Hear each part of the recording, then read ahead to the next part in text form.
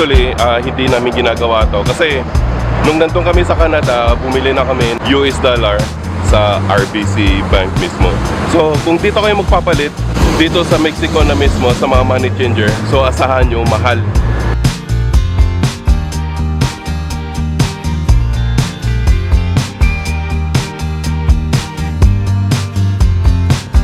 Sana hindi siya matutunan.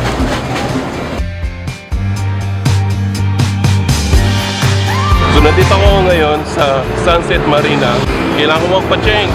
So maglalakad ako papunta sa Oxo. So sa atin, sa Canada, saka sa Pilipinas, mayroong 7-Eleven, Ministop, marami dito ang Oxo. So pupunta tayo doon, bibili ng small item, magkaroon tayo ng 5 pesos, 10 pesos, 20 pesos para pang tip natin dito sa hotel. Tatawid tayo dito, yan, bibilis ng mga sasakyan.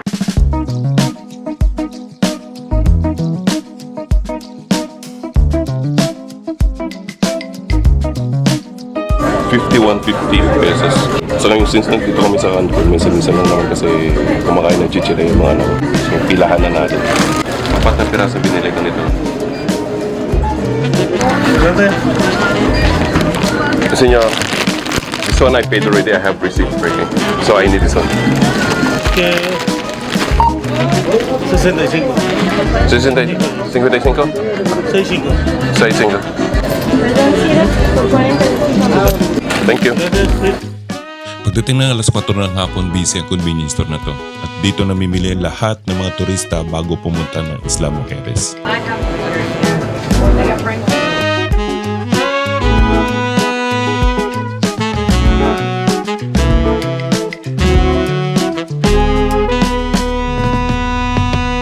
Kung nakikita nyo sa likod ko, yan yung ferry. Mayroong ticketing outlet sa area na to. Nandito rin ang seaport from Cancun to Isla Mujeres.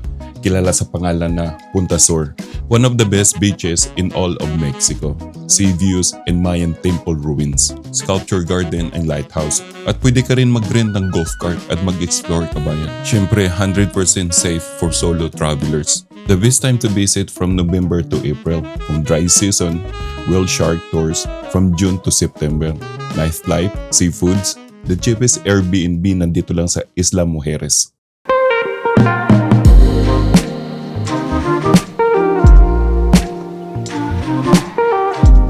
English.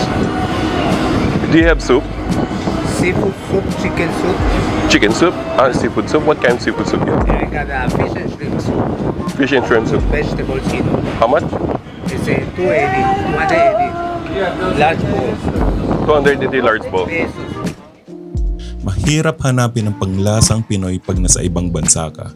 Kahapon pa ako naglalakad at nagtatanong kung saan makakabili nito. Tinulang isda. Dito sa Mexico, wala sila niyan.